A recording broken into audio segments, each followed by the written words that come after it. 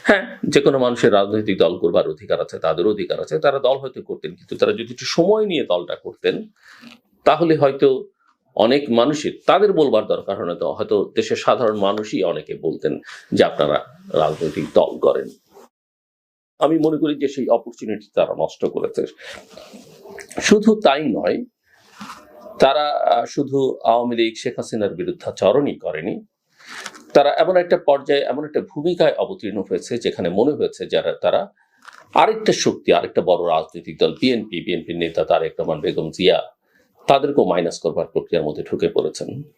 এবং এদের প্রায় সবারই বডি ল্যাঙ্গুয়েজ, কথাবার্তায়, যেমন ফ্যাসিবাদকে আমরা শেখ হাসিনার সময় দেখেছি, স্বৈরতন্ত্রকে দেখেছি, তাদের যে ভাষা, তাদের যে বডি ল্যাঙ্গুয়েজ, তার একটা প্রতিচ্ছবি কিন্তু এদের অনেকের মধ্যে আমরা দেখেছি। এটা